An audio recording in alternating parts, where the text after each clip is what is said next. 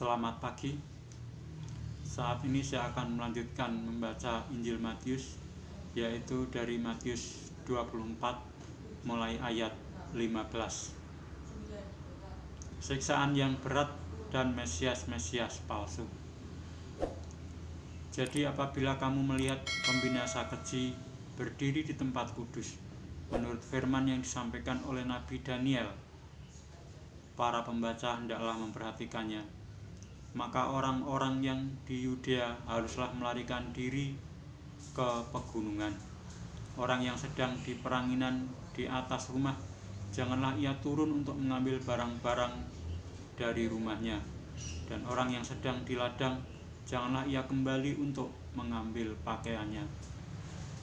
Celakalah ibu-ibu yang sedang hamil atau yang menyusukan bayi pada masa itu. Berdoalah supaya waktu kamu melarikan diri itu jangan jatuh pada musim dingin dan jangan pada hari Sabat. Sebab pada masa itu akan terjadi siksaan yang dahsyat seperti yang belum pernah terjadi sejak awal dunia sampai sekarang, dan yang tidak akan terjadi lagi. Dan sekiranya waktunya tidak dipersingkat, maka dari segala yang hidup tidak akan ada yang selamat. Akan tetapi oleh karena orang-orang pilihan, waktu itu akan dipersingkat. Pada waktu itu, jika orang berkata kepada kamu, "Lihat, Mesias ada di sini," atau "Mesias ada di sana," jangan kamu percaya. Sebab Mesias palsu dan nabi-nabi palsu akan muncul, dan mereka akan mengadakan tanda-tanda yang dahsyat dan mujizat-mujizat, sehingga sekiranya mungkin mereka menyesatkan orang-orang pilihan juga. Camkanlah, aku sudah mengatakannya terlebih dahulu kepadamu. Jadi, apabila orang berkata kepadamu, "Lihat, ia ada di padang gurun," janganlah kamu pergi ke situ. Atau "Lihat, ia ada di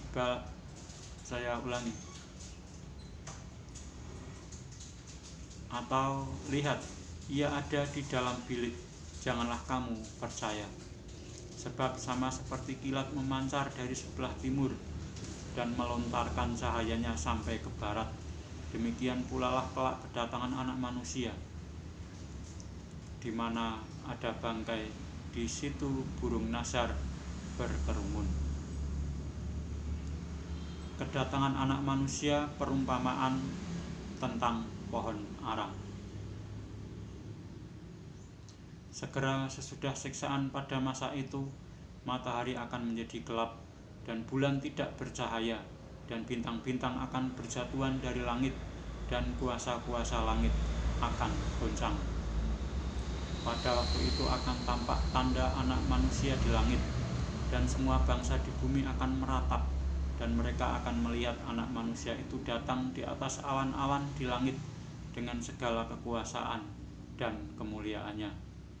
Dan ia akan menyuruh keluar malaikat-malaikatnya dengan meniup sangkakala yang dahsyat bunyinya, dan mereka akan mengumpulkan orang-orang pilihannya dari keempat penjuru bumi, dari ujung langit yang satu ke ujung langit yang lain. Tariklah pelajaran dari perumpamaan tentang pohon ara. Apabila ranting-rantingnya melembut dan mulai bertunas, kamu tahu bahwa musim panas sudah dekat.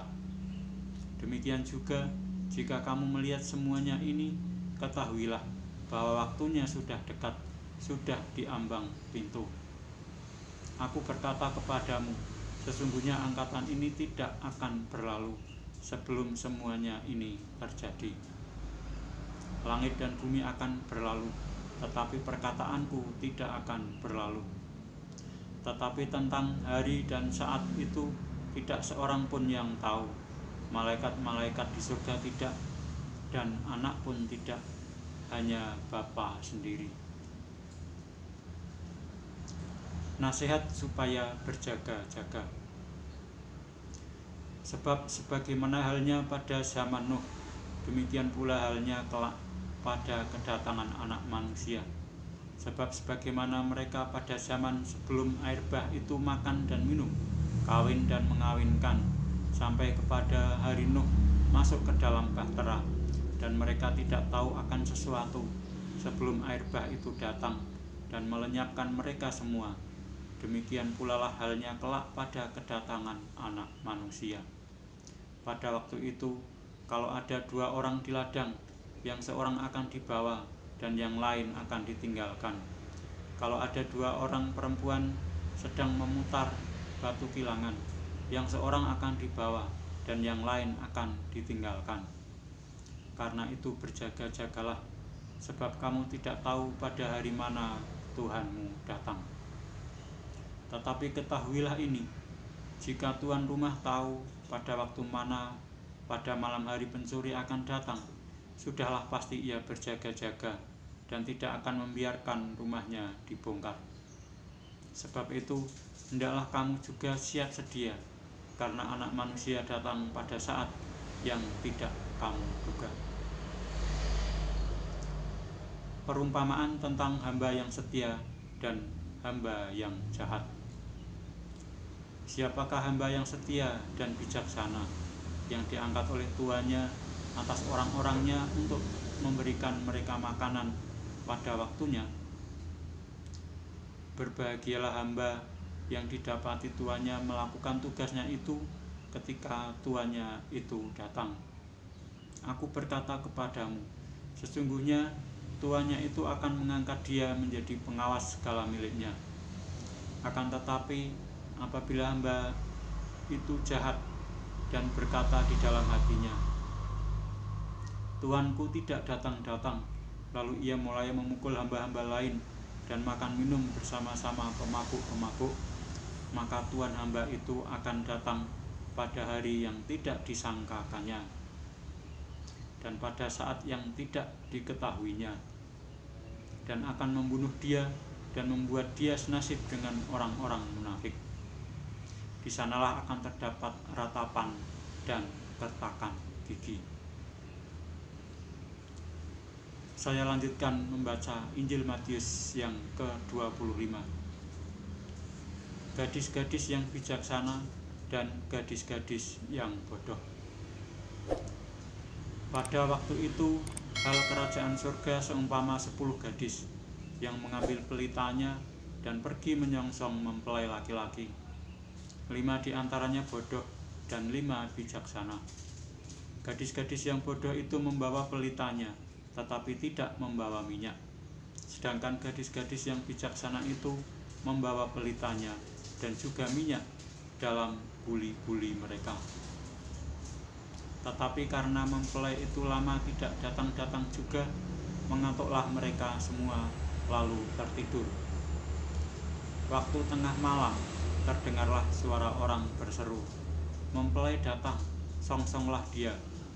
Gadis-gadis itu pun bangun semuanya, lalu membereskan pelita mereka.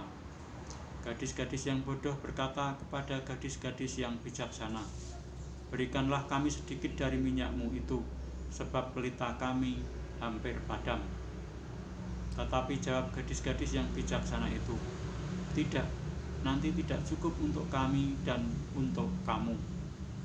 Lebih baik kamu pergi kepada penjual minyak dan beli di situ." Akan tetapi, waktu mereka sedang pergi untuk membelinya, datanglah mempelai itu, dan mereka yang telah siap sedia masuk bersama-sama dengan dia ke ruang perjamuan kawin, lalu pintu ditutup. Kemudian datang juga gadis-gadis yang lain itu dan berkata, "Tuan, Tuan, bukakanlah kami pintu." Tetapi ia menjawab, "Aku berkata kepadamu, sesungguhnya aku tidak mengenalmu.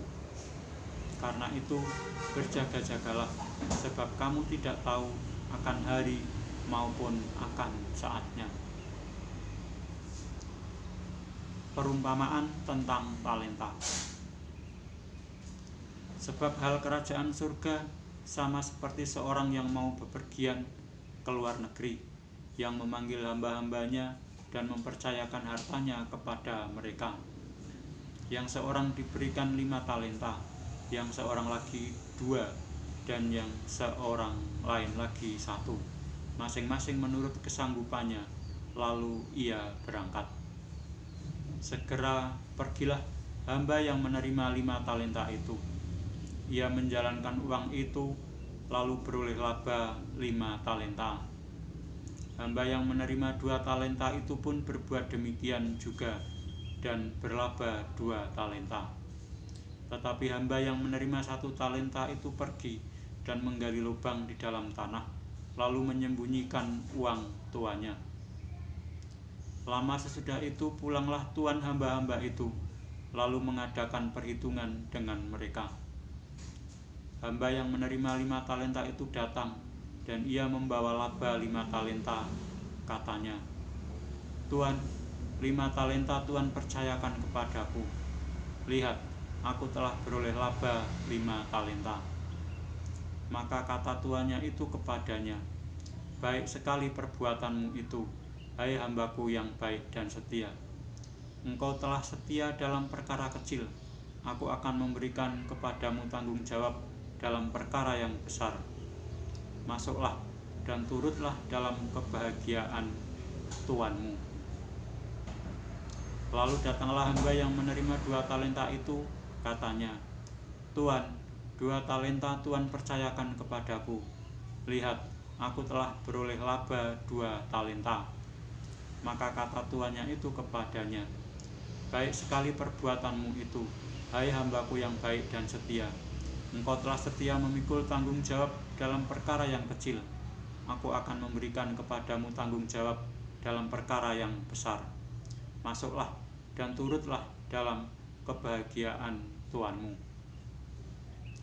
Kini datanglah juga hamba yang menerima 1 talenta itu dan berkata, "Tuan, aku tahu bahwa Tuan adalah manusia yang kejam, yang menuai di tempat di mana Tuan tidak menabur, dan yang memungut dari tempat di mana Tuan tidak menanam. Karena itu aku takut dan pergi menyembunyikan talenta Tuan itu di dalam tanah. Ini, terimalah kepunyaan Tuan." Maka jawab tuannya itu, "Hai kamu, hamba yang jahat dan malas. Jadi kamu sudah tahu bahwa aku menuai di tempat di mana aku tidak menabur, dan memungut dari tempat di mana aku tidak menanam. Karena itu, sudahlah seharusnya uangku itu kau berikan kepada orang yang menjalankan uang, supaya sekembaliku aku menerimanya serta dengan bunganya. Sebab itu, ambillah talenta itu daripadanya, dan berikanlah kepada orang yang mempunyai 10 talenta itu. Karena setiap orang yang mempunyai, kepadanya akan diberi, sehingga ia berkelimpahan. Tetapi siapa yang tidak mempunyai, apapun juga yang ada padanya akan diambil daripadanya. Dan campakkanlah hamba yang tidak berguna itu ke dalam kegelapan yang paling gelap. Di sanalah akan terdapat ratap dan kertak gigi." Penghakiman terakhir. Apabila Anak Manusia datang dalam kemuliaannya, dan semua malaikat bersama-sama dengan Dia, maka Ia akan bersemayam di atas tahta kemuliaannya. Lalu semua bangsa akan dikumpulkan di hadapannya, dan Ia akan memisahkan mereka seorang daripada seorang, sama seperti gembala memisahkan domba dari kambing. Dan Ia akan menempatkan domba-domba di sebelah kanannya, dan kambing-kambing di sebelah kirinya.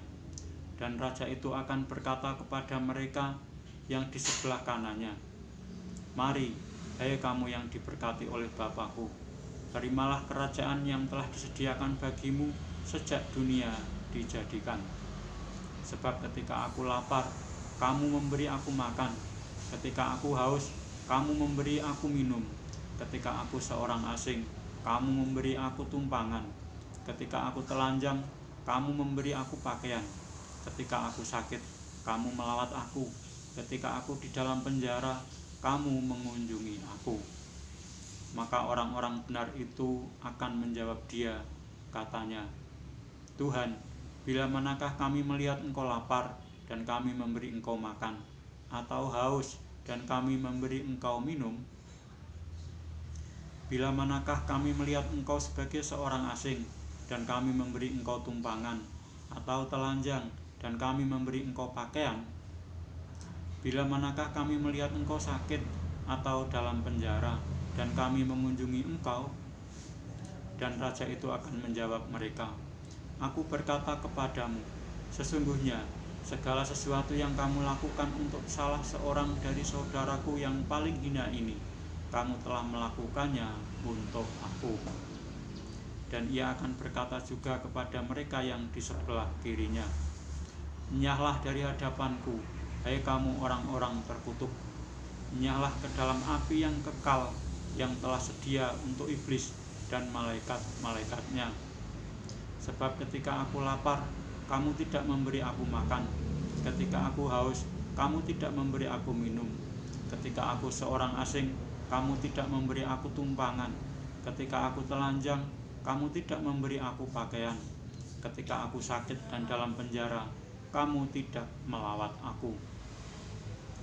Lalu mereka pun akan menjawab dia, katanya, "Tuhan, bila manakah kami melihat engkau lapar, atau haus, atau sebagai orang asing, atau telanjang, atau sakit, atau dalam penjara, dan kami tidak melayani engkau?" Maka ia akan menjawab mereka, "Aku berkata kepadamu, sesungguhnya segala sesuatu yang tidak kamu lakukan untuk salah seorang dari yang paling hina ini, kamu tidak melakukannya juga untuk aku." Dan mereka ini akan masuk ke tempat siksaan yang kekal, tetapi orang benar ke dalam hidup yang kekal.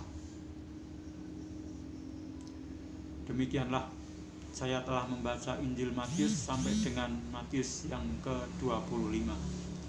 Dan saya akan melanjutkan membaca Injil Matius berikutnya, yaitu Injil Matius 26, tentang pemberitahuan keempat tentang penderitaan Yesus, rencana untuk membunuh Yesus pada kesempatan yang akan datang. Sekian, terima kasih.